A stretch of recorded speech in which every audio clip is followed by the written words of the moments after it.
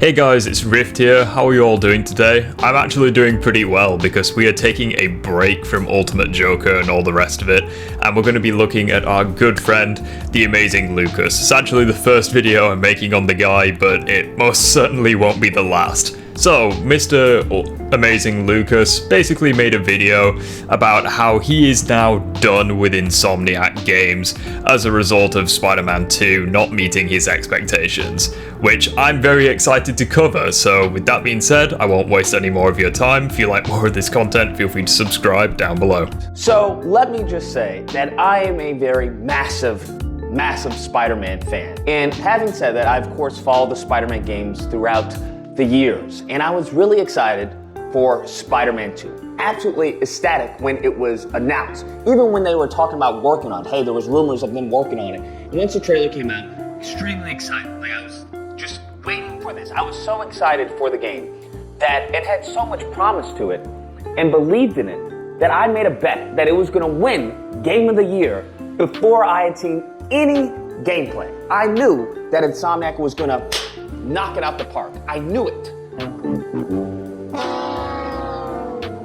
Oh, making a James Bond reference to a Brit was a bad move, especially since I've seen the reference that you're referring to and it is a load of bullshit. Because the difference between these two scenarios is that Quantum of Solace was a complete downgrade compared to Casino Royale, the film that came before it. Spider-Man 2, on the other hand, is not a downgrade from Spider-Man PS4, at the very least as far as gameplay goes, where it was undeniably superior due to all of the little quality changes of life and straight up improvements that Insomniac made. And there was nothing more disheartening, nothing more debilitating than seeing that first gameplay footage. Because it wasn't that it was necessarily bad, it wasn't that it was unpolished, it was just that I'd seen it before.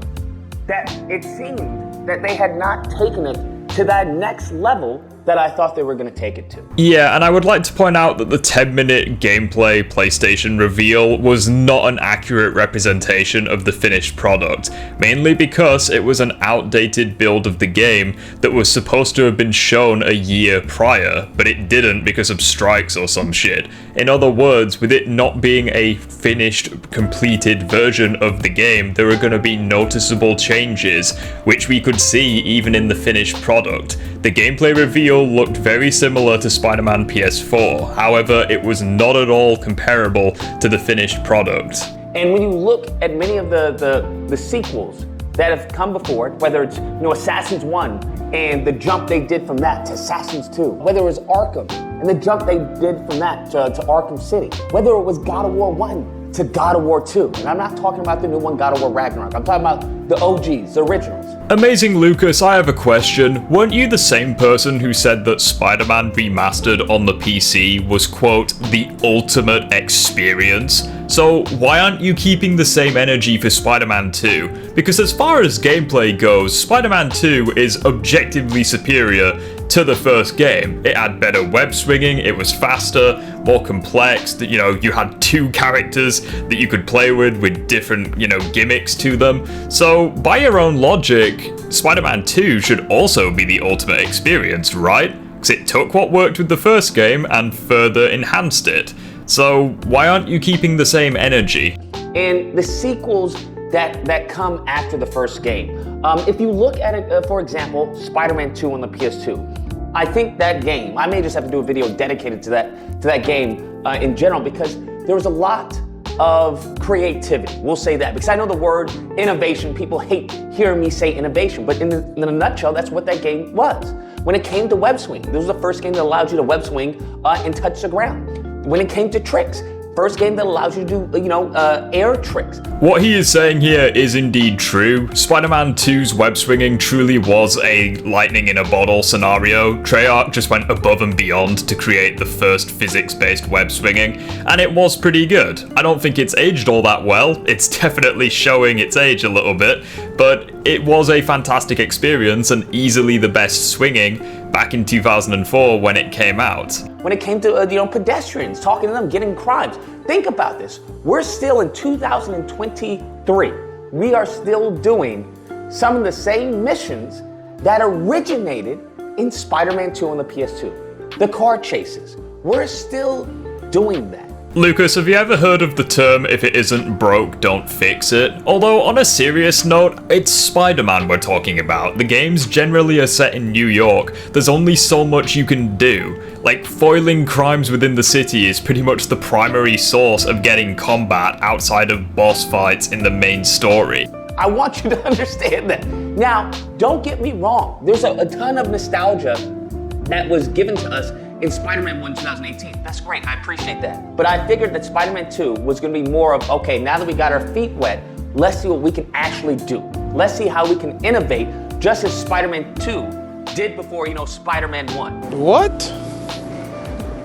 Bro, what are you talking about, man? I really don't understand this point of, oh, Spider-Man 2 didn't innovate, because it clearly freaking did. Outside of graphics, obviously, because that's to be expected, we have a faster, refined, developed swinging system, you have the web wings with their own mechanics to boot, you have two separate Spider-Men, which, I mean, that's the first time in the Insomniac verse that's happened, with both characters having different combat and their own gimmicks, you have the new symbiote combat, you have a giant world, like the map is much bigger than it was in either of the two previous games.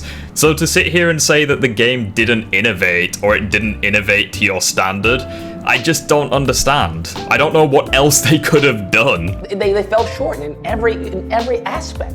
Well, I appreciate the improvements that they did make, but I started to notice that when it came to the community, that had gathered around Insomniac. You had certain titles, Insomniac we trust and stuff like that. I don't trust anyone except God. I sure as heck don't trust a developer. So you just contradicted your entire point by admitting that they did actually make improvements over the previous games. So your entire argument has pretty much just been debunked by none other than your own person. So good job, dude. But also, I don't know why you're bringing up that you don't trust game developers, considering this video serves as a testament that you did have faith in Insomniac games at one point and now you don't.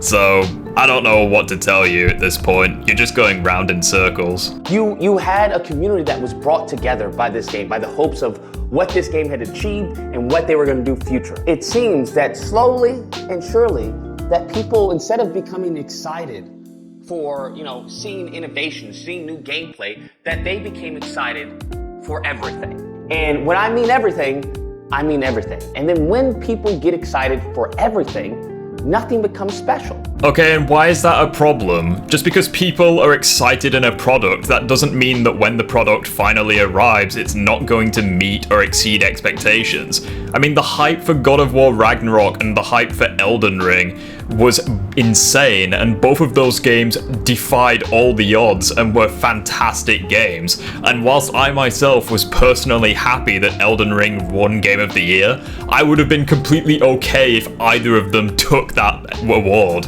because they were fantastic games. Why does someone being hyped for a game, or a community being hyped for a game, suddenly make them any less special or detract from the quality of the product?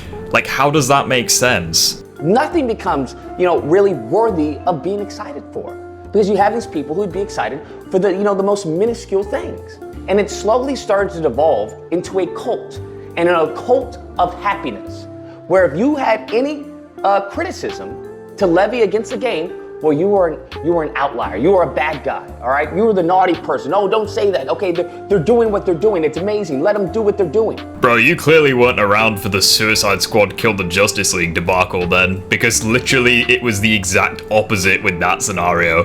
The common safe response was to say that that game was complete garbage, and the people who were indeed defending it or overly positive about it, they were the people receiving backlash. And also, why would you refer to it as a cult? Like, it's not a cult. Like, just because a large amount of people love a product, that doesn't make it a cult. And it became, instead of people who were connoisseurs of gaming, it became very much a cult, where it was like, hey, they do the greatest thing, you can't criticize them, if you do, you're wrong. When you have that type of mentality, and you have a developer who notices that mentality, well, as in Spider-Man 2 says, tells me you're brilliant. He also tells me you're lazy. I don't have a clue what you're talking about, Phil. Not a fucking clue. Now, don't get me wrong, I actually agree with his mentality when it comes to some games, but not Spider-Man 2. The game is not perfect, and the story does have issues. However, to make the argument that the game is brilliant but lazy is just so dishonest. As far as the gameplay goes, it was a massive improvement over the 2018 game, and even the Miles Morales game, and it innovated a lot. Like, please stop with this argument that the game didn't innovate enough. Like, it really did. And that's exactly what I think this game was. I think there is an essence of brilliance, but overall lazy, because they knew, whether it was Sony, whether it was Insomniac, but they knew that they could get away with the bare minimum. It's okay, I understand. You're an idiot. In what universe, especially the world of Spider-Man games, does Marvel Spider-Man equate to doing the bare minimum? I mean, just as a brief recap, once again, we have a faster, improved, refined swinging system with the new web wings, which also have their mechanics. You have a map that is twice the size. You have 2 playable characters that are similar but also have their own gimmicks. You have a pretty much brand new villain roster. You have a pretty good new story. Like, there is so much that this game adds to the table that you cannot claim that it is the bare minimum. If you say that this game is the bare minimum, then you have unrealistic expectations. There's no other way of saying it. Look at the marketing. If you juxtapose the marketing that they did for Spider-Man 2 and Spider-Man 1, night and day, because they knew they could get away. They could save money on that end because it's name brand, it's Spider-Man. People are gonna buy this anyway. So it seems that they cut corners here and there and there and there and there, and it shows. Dude, how is the marketing not reaching your expectations? We got a badass Venom fight between Miles and Peter. You had the symbiote suit being teased. Like, the marketing was great. And also, since when was this a valid complaint? Like, why are people complaining, oh, the marketing was worse in this game, therefore the overall game was worse? Like, at best, this is a nitpick, and at worst, you're just finding any excuse to crap on the game. Whether it's from the glitchy gameplay, whether it's from the lack of innovation when it came to web swinging. I'm assuming by glitchy gameplay he's referring to the combat, since he made a distinction between the combat and web swinging. As far as my experience went, the combat was a dream to play. Now yeah, obviously it was no Devil May Cry, but it was still pretty fantastic and easily exceeded the first game's combat. Although, no innovations with the web swinging. Okay dude, please look at any Spider-Man sequel and look to see which ones had faster, refined, more complex swinging in addition to the web wings with their own mechanics. Go on, I'll wait. And they try to patch the web swinging with web wings. And the moment in time where you're web swinging, where you're web gliding faster than web swinging, and it makes web swinging feel redundant. No, not really, because you can intertwine both systems and both of them are just as important as each other. And at the end of the day, the only way to get the maximum potential out of the web wings is by building up height and speed with the swinging, or finding or swinging into specific air tunnels to get the most out of the speed with the web wings. Like, you can't just jump off a building, open the wings, and expect you to go at Mach 1. Now, I've said this myself, and I would honestly say I misspoke, because the whole argument is, well, if you don't like it, then don't use it. But that's a fundamental flaw in the game. How is it a flaw with the game if all of the systems are working perfectly? Like, just because you don't like using it, that doesn't make it objectively bad. Where web gliding is easier to use, you go greater lengths, and it's faster. Now, there is no significant difference between that if you're just trying to get from point A to point B than there is web swinging. Well, you heard the guy. I guess from a standing start, you can just jump off a building, open the web wings, and just zoom across the entire map just like that. I mean, yep, sounds about right, doesn't it? Yeah, this is a load of bullshit. Although the better question is, why is this a problem? Have you seen Spider-Man Far From Home, for example? That motherfucker can glide across the city block. Like, it doesn't matter. Now, with web swinging, you can do tricks. I would think there has to be a component that would force someone or make someone choose web swinging over web gliding. I don't see it, especially when there's tunnels all over the place. And the thing is, now that you've established the speed of the game, of how fast you can go with web gliding, you can't take that from players. You can't remove that from players. That's the thing. You can't just say, hey, you were going really fast with web gliding. Now we're going to reduce it so that web swinging is faster. No, you can't do that because people are going to be outraged. Like, hey, why are you doing that? I liked how fast it was, from the beginning. Don't change that. Dude, are we gonna hear an argument that isn't just pure coping? Because I don't care if you like the web wings or not, because at the end of the day, the objective facts is that the web swinging was made much better from this game from the previous games. It was made faster, the systems were more complex and innovative, whilst also remaining smooth, having a good camera and all the rest of it, in addition to having the web wings which complements the web swinging and is an alternate action that you can also use when weaving between buildings. At the end of the day, this is not an objective issue, you just don't like it, which is fair enough, you don't have to like it, but please don't say that the game is objectively bad because you don't like a feature. And I think we see this. When it came to even the story, I don't know how you completely fumble the Venom storyline. I don't know how you fumble that. I really don't. I think you genuinely had to try to make this an absolute garbage story. Everything felt rushed. Everything. Except maybe Mary Jane. It seems that you put more time into Mary Jane than you did into Venom. And it's just this constant barrage of mediocrity. That entire segment was literally the definition of air over substance. There was not a single objective point made there. It was like, oh, Venom didn't have enough screen time. But here's the thing, that's not to say that it's bad, because you have to understand, mediocrity is via comparison. That's what you have to understand. That when people are saying, hey, this is greatest game ever, blah, blah, blah, that the only way you could say this was a great game is via comparison. So you had to look into, well, what were you comparing it to? Well, it should be obvious what you're comparing it to. You're comparing it to Spider-Man 2018 and Spider-Man Miles Morales, and maybe past Spider-Man games as well if you really want to. That is it. You shouldn't be comparing it to anything else, because at the end of the day, this game has different systems, different mechanics and stuff. It would be unfair comparing Spider-Man 2 to something like Elden Ring or Sekiro. If you look at Arkham, you can't say it was greater than that. If you look at Baldur's Gate, can't say it was greater than that. Yeah, even if you look as far as what happened with Alan Wake 2 and the changes and the updates and improvements that was made in the overall general mechanics of the game, I don't like that game, don't get me wrong, but there's a lot of games that I weren't necessarily my play style. Heck, Baldur's Gate. I don't really play Baldur's Gate like that, but even I was like, just completely consumed by a side quest. I was like, okay, this is interesting. This is well acted. This is well, scripted. I'd like to know what's going on with these people. I'd like to, increase the stats of my team. Okay, and once you've stopped going off on a tangent, I would like to point out that the only game series out of those you listed that you could even remotely compare Spider-Man 2 to would be the Arkham games, because at the end of the day, they're superhero games, and if you squinted and closed your eyes, you could maybe say they have similar combat and similar stealth and what have you, but that is it. Like, this game and Baldur's Gate have fuck all in common, so why would you even bring it up?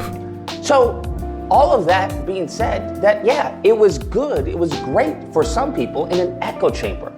And as we can see via the Game Awards, that's not good enough. What you just said is one of the most insanely idiotic things I have ever heard. At no point in your rambling, incoherent response were you even close to anything that could be considered a rational thought.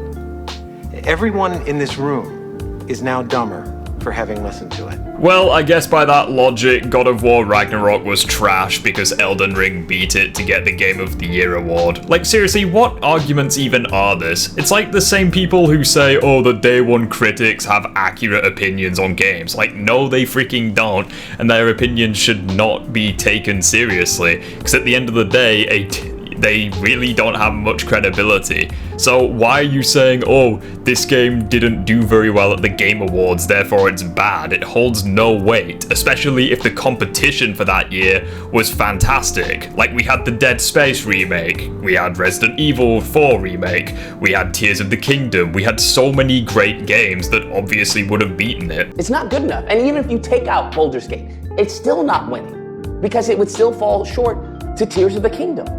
As I've seen, I'm not really expecting much from Insomniac. And then we get New Game Plus.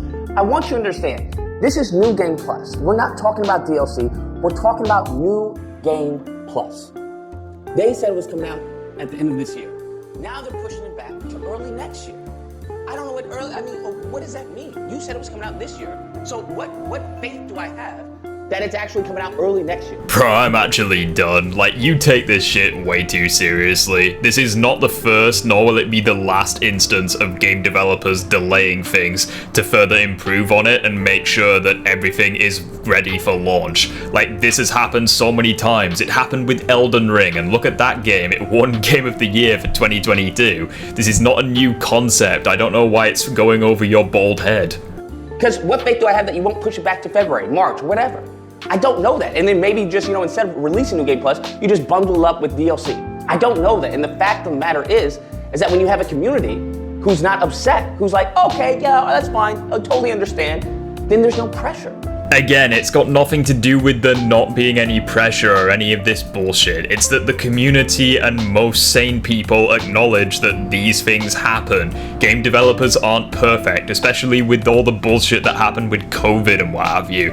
These things do happen, and sometimes projects have to be delayed, which is something that most people would prefer if it means getting a polished product and a completed package on the date that they suggested. Also, I do want to point out that they did actually keep to their word, because this video came out at the end of last year and we're now in 2024, and New Game Plus is here and everyone's happy, so they did actually keep their word in the end. There's no pressure on the company. There's no pressure on the developers, no pressure on Sony to do better, to actually be greater. Yeah, and are you forgetting what can happen when people put pressure on the developers of projects? We receive things like Spider-Man 3, we receive things like The Amazing Spider-Man 2, like Cyberpunk 2077, like we received rushed projects or butchered projects that don't live up to the hype or expectations that the product initially had.